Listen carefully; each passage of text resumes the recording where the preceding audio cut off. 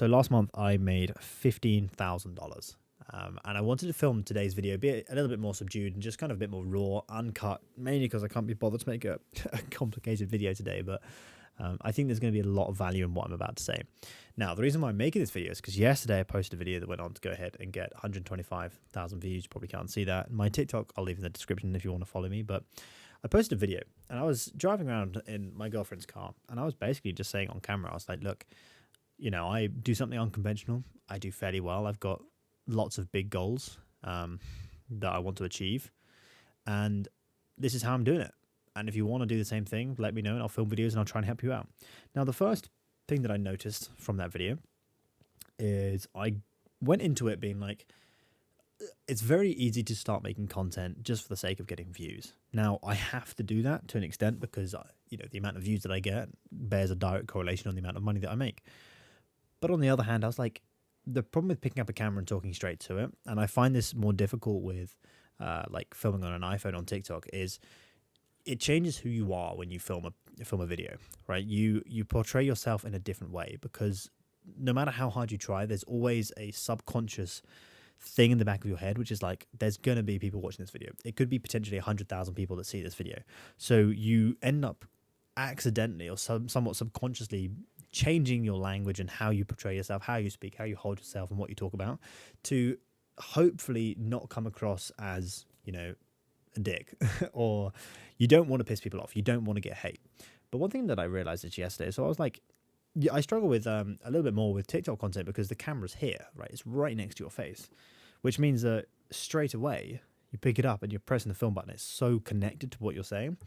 Whereas on YouTube, there's a little bit more of a dynamic process. My camera is more than an arm's length away from me right now, and I'm sitting on my chair in my room and it's a little bit more relaxed, so I can kind of speak more normally. And it's longer form as well, which helps. But to try and combat this, I said, well, I want to make sure that I can get better engagement on my TikTok videos. So I'm going to sit in the car, I'm going to drive around. When I'm driving, it'll distract me from the camera a little bit and I'll be able to speak a little bit more freely and just kind of speak my mind and see what happens. And it worked fucking well. It got 125,000 views. And yeah, obviously brought in a bunch of leads for my business. And yeah, we'll probably do fairly well next week with the webinar. But it's interesting because I went into that being like, I want to make a piece of content that doesn't hard sell anything. It doesn't pitch anything. It talks about the raw reality of what I think about running a business. And I still got hate on it. And it's really interesting because if I was driving a Lamborghini, talking about making money online, you'd get hate from people for saying, oh, you're driving a Lamborghini, flashing your cash, guru, selling courses, that kind of stuff. But when you drive around in your girlfriend's Polo because you don't own a car, you don't own a Rolex, you don't own a house, you don't spend money frivolously, you don't flash your cash, you're just a normal guy that's just trying to have some success in life, you get shit ton of hate on that as well. And it's really interesting because you have to decide how that hate is going to affect you.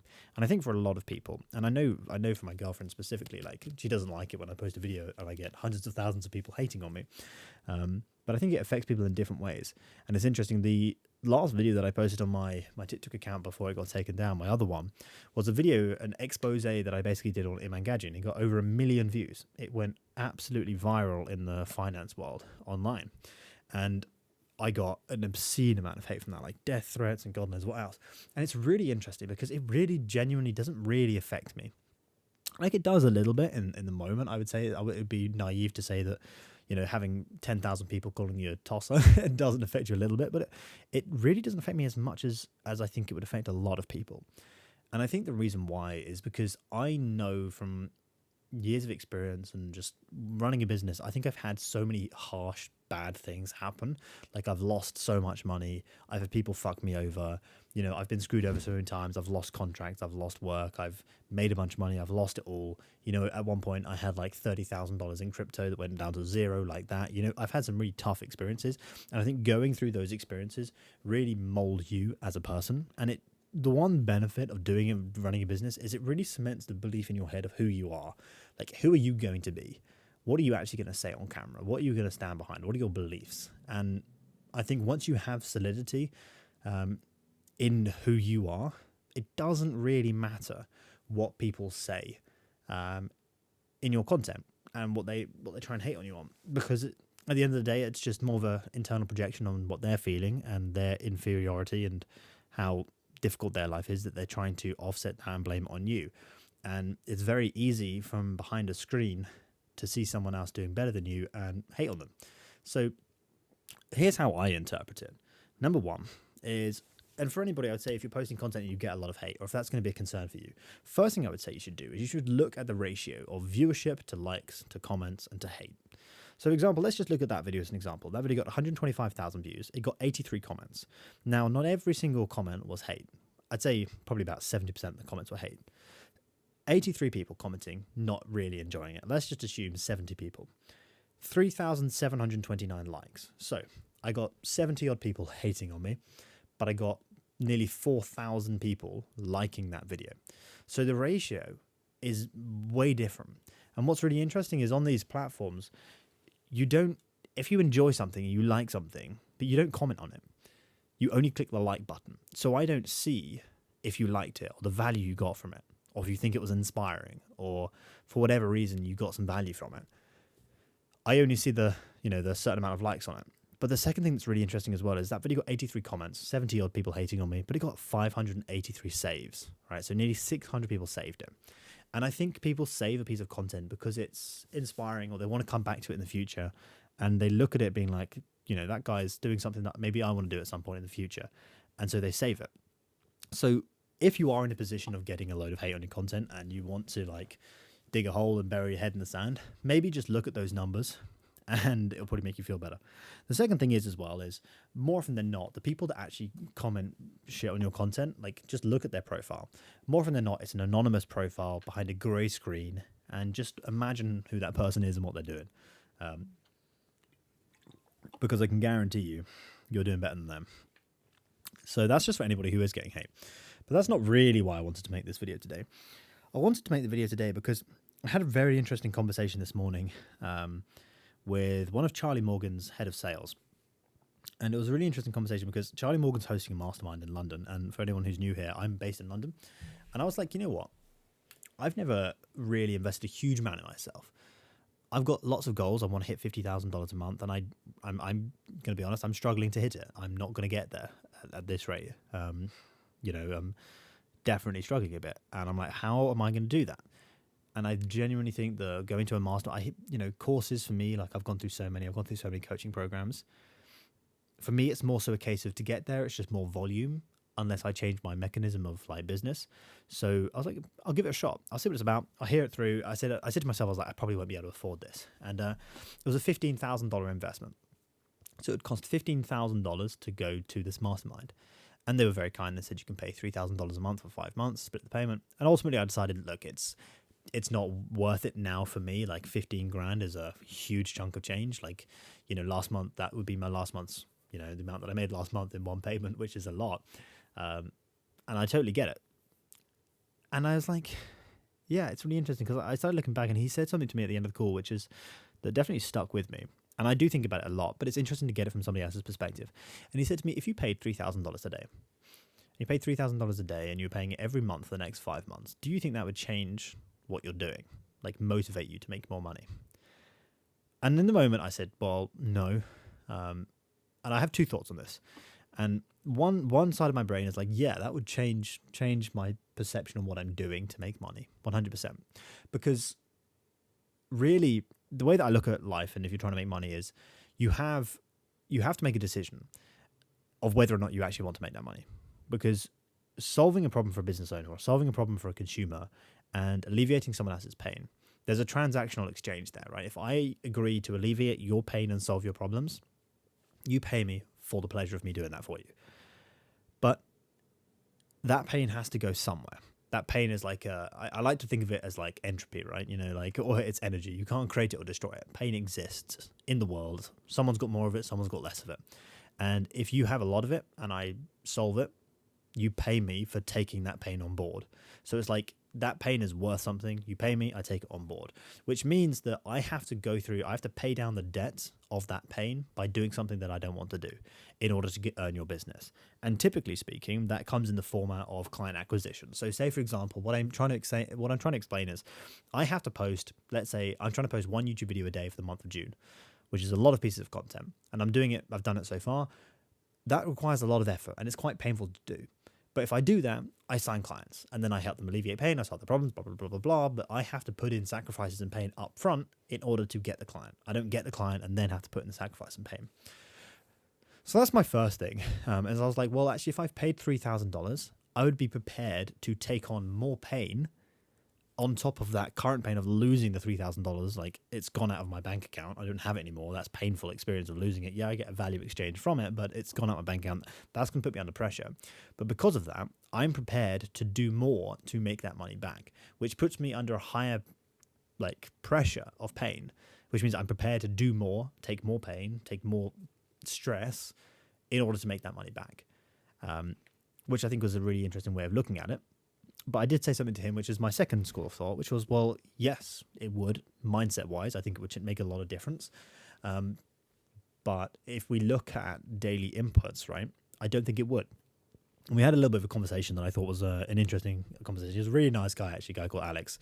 So if you watch my content, mate, it was really good chatting with you earlier. But it had a really interesting chat because I said to him, the way that I look at it is this, right? Business it's simple.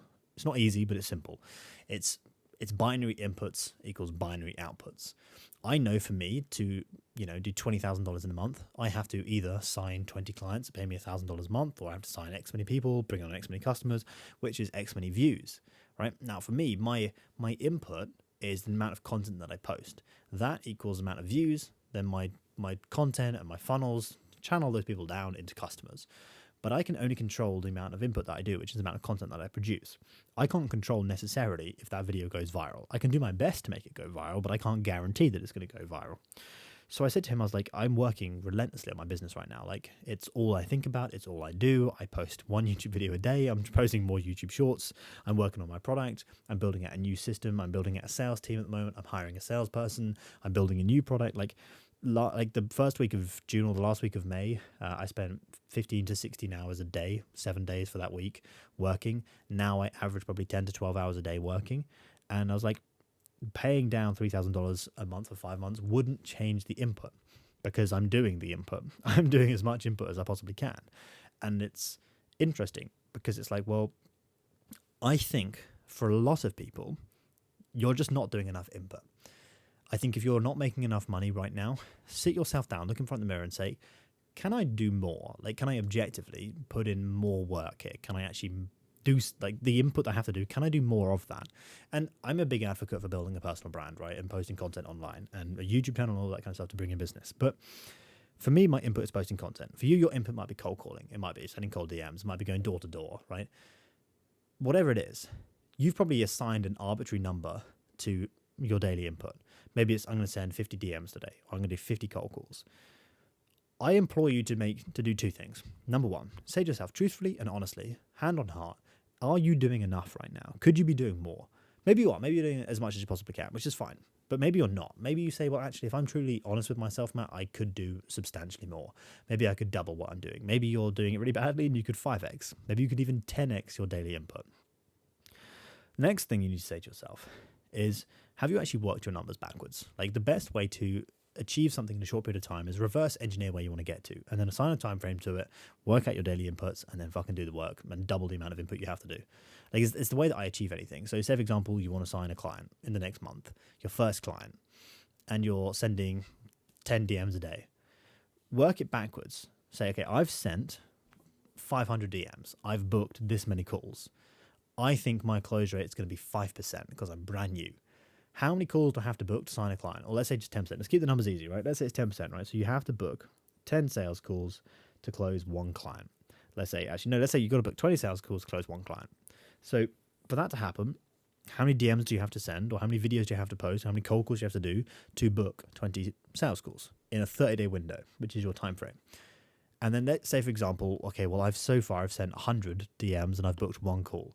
Okay, so to book 20 calls, I need to send 2,000 DMs, right? If I've done my maths right. And then divide that by 30. I don't fucking know what these numbers are. I'm just making this up in my head, right? But 2,000 divided by 30, you're looking at 66 DMs a day. So if you're doing 10 DMs a day, you've got a 6.6x your output or your input for the day. And that should get you there. But then what you've got to do is you've got to double it. You've got to say, well, assume everything goes fucking wrong. I've now got to send 120 DMs a day. I've got to post 4 videos a day or whatever it is to achieve that input, that output that I want. So break down the numbers, reverse engineer it, and then say, am I truthfully doing as much as I possibly can to achieve what I want? And if the answer is yes, then your only thing that you can control, and this is what we kind of finished our conversation. There's a bit of a roundabout story, but this is where we kind of got to. And I said, I've done my numbers. I'm doing double the input that I need to be doing right now to maintain where I'm at. Right. So, for example, like posting a video a day is going to help me make hopefully $20,000 in June. Fingers crossed. Maybe it won't. I don't know. Who knows? But I'm doing it anyway. Maybe I'll do 10K. Maybe I'll have a shit month. Maybe I'll do very well. Maybe I'll do 50K, right? But I know that I have a finite number of hours in a day. I know my revenue driving activity is posting content. So I'm posting as much as I possibly can. And I know I've got a funnel that converts. All I need is more people to go through that funnel. And the only way that I can do that is by posting more videos. So I said, yes, the mindset would shift by paying you $3,000 a month for 5 months. And I probably would work that 2% harder or that 5% harder. But I said, we're playing with percentile shifts right now. Like it's like, I think for someone else, yeah, they'd probably put on they'd work 80% harder because they have the capacity to do that. For me, it's not the case. So I think I implore you right now to truthfully say to yourself, hand on heart, sitting in your room on your own, are you physically doing enough? Can you actually do more? And if you can, what's stopping you from doing it? And this is the second lesson that I've learned. The reason why you're not doing it right now is because the pain of not achieving your outcome, your result, your dream that you're focusing on, the pain of not achieving your dream right now is not as bad as the pain that you're currently in for not starting. So what I basically mean by that is you currently exist in a state of pain, right? And it's on a scale. It exists from 0 to 100. 100 is like the worst pain you'll ever feel in your life. 0 is you're kind of cushy. You don't really feel anything. You couldn't even put your finger on if you had any pain, right? You're sitting somewhere in that scale right now of wanting to make more money online. We have two scales. The second scale is the pain that you feel, the workload that you do, the pain that you get from doing the work to achieve that outcome. Right now, you're probably feeling like a 40% or a 30% annoyed at yourself for not making 10K a month, right? But the pain of making 10K a month is probably going to be a 60%, which means that you're more comfortable in this position. So the only way for you to start doing the work to achieve that 10K a month is if the pain that you're currently in is a 70% or an 80%, i.e. you're going to be having less problems, less pain, less sacrifice by just doing the work to achieve that outcome. And the way that you do that is you pay for something. Like you drop $3,000 a month on something and you're like, fuck. Now my current position of pain has gone from a 30% to like a 90%, right? So it's like, fuck, now I've got to solve that problem. I'll do anything I possibly can to make that money back every single month. And that's where you start doing the work and start putting the input. And for me right now, I've been sitting in that bracket, which is I'm very comfortable, 15K a month, 20K a month, bouncing around. I'm doing pretty well. It's like I can buy pretty much whatever I want. I mean, there's some big things I can't buy. There's some big things I can't do, but I can buy pretty much most things that I want. I have a pretty good social life. I enjoy my work. There's nothing really that if I was to put a pinpoint on it, like my pain right now is I'm more frustrated at the fact I'm like, I know I could be making 50K a month. And that is probably maybe a 20%. For me to get to that point, I have to change up my business slightly. So for me right now, my channel is fairly small, 2,000 subscribers. My videos have not been performing too well over the last week. I think it's because I'm just putting out so much content and the quality does sacrifice that a little bit, but it's a challenge I've set for myself to build discipline. So I'm just going to keep doing it anyway. But for me, to make a revenue goal, you have a finite number of people that you can reach from cold DMs, cold calls, posting content, whatever it is, right? And for me, last month, it was about 65,000 people from my YouTube content. If you take everything into account, I don't know, maybe it was about 100,000 people. But let's say 65,000 people from YouTube. That funnels down to X many customers. Let's say, for example, keep the numbers easy again. Let's say, for example, that's 100 customers. 100 customers times by, for me, product is $250. All right? That's $25,000 in a month. My product beforehand was $197, so 100 customers times by 197 is about $19,000, right? Hence, about $20,000 a month. If I want to hit $50,000 a month, there's only two ways I can do that. Option one, right, is I can go from, okay, I'm doing 20K a month right now, so I've got to basically 2.5x, roughly, the number of views that I get. So that's what? 65,000. That's about 162,000 views on long form per month, which I can't control. The only way I can do that is by posting more content. And it's not a direct correlation of the number of videos that I post, the more views I get. So that's option one. Option two is increase the price of my service. If I charged $1,000 and yeah, my conversion rate's going to go down, but maybe I bring on, 50 people instead of 100, then you make $50,000, right? So I've halved the number of people that I bring on, but I've doubled or tripled my cost of my program. Then it's like, okay, now you have to sell less people on a higher price point to hit that outcome. So that's the second option. You increase your price or you get more views. And for me right now, I have to increase my price. Realistically, that's the only thing that I can do, which is why I'm launching this Inner Circle, kind of Inner Circle consulting package. But that comes with issues for me. And the main issue that I've been kind of productively procrastinating on is I don't really want to do it. And that sounds a bit dumb. But the reason why is because in my past experience, in my past times of doing this, the more someone pays for something, the higher the level of expectation is that they're going to get an outcome from it. And I know that my stuff is good. I know that my clients have gone on to make $55,000 a month, $10,000 a month, $8,000 a month, like $23,000 a month for another one of my clients. I know that it works. But as a consultant or a coach, really, and as hard as it is, I don't like doing this, but it's up to my clients, really. It's up to you. Like, I can give you everything that you need. If you don't put in the work, if you don't apply it, you're not going to get results. I can't force you to do it. Like, the only reason why I charge you for something is because I know that by you paying for it, that activation point now crosses that threshold. Your pain of being in the current position becomes higher than the pain of actively doing the work. And that should incentivize you enough to actually put in the work to achieve the outcome that I've promised. That's the only reason why I have to charge you. And I have to find a price point that pushes your current pain higher than the pain of actually doing the work. Because over time, that pain of losing that money goes down. That scale starts dropping. So if that scale drops below the point of you actually having to put in the work to achieve the outcome, and they kind of match and they start going back down and equalize again, you're going to stop putting in the work, you're not going to get results, and you're going to blame me. And that's fair enough. Like, if you're not getting results, blame me, go on. But like, you have to do the work. And I don't like that because I know my stuff's good and I know I can help people. And it does come down to the clients I bring on. So that's the first reason. The second reason is the reason why I started business is because I wanted time freedom, location freedom, and financial freedom. Yeah, charging more money and bringing on more customers gives me more financial freedom. I make more money. It gives me less time freedom, but I maintain the same level of location freedom. Because it now means I have to put more of my energy into helping people because the expectation is greater.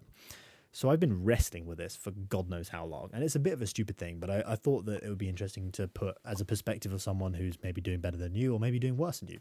Maybe you can help me out. I don't know.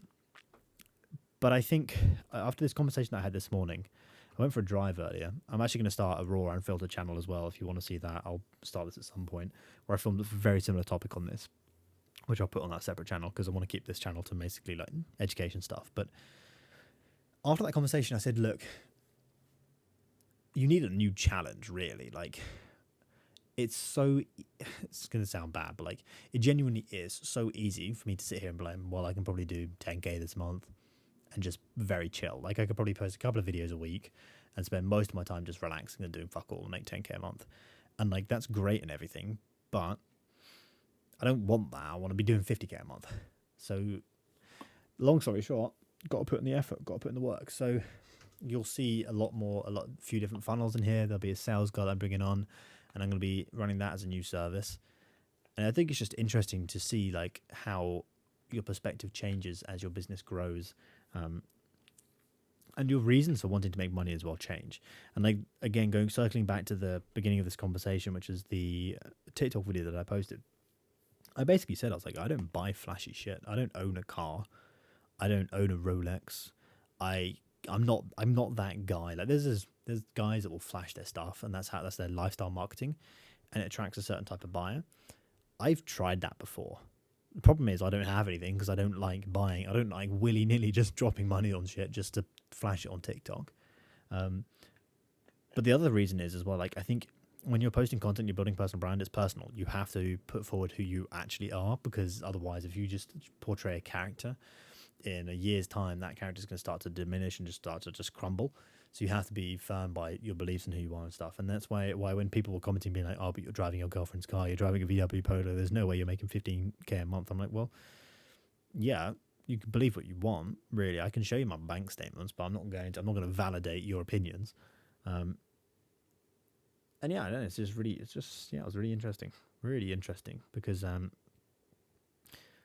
it's amazing how people will force themselves to be a person that they don't want to be just to appease other people. It's like mind-boggling. Like, why would you do that? Like, why would you change who you want to be, sacrifice what you want, just to make some stranger on the internet feel validated, or they feel better about themselves? And that's one thing that I've changed a lot. Another big lesson that I've learned is I've stopped sacrificing, like, every single time. Okay, so if I said yes to you for something, but I don't want to do it, I'm basically denying myself from doing what I want to do. So I'm saying no to myself just so I can say yes to you. And at the end of the day, like, why the fuck am I doing that? That makes no sense, right? So getting really cemented in who you are, what you want to do, and what you want to be, I think is really, really invaluable. I think everyone should do that. And if you can do that, you build pretty thick skin, and you can then pretty much do whatever you want.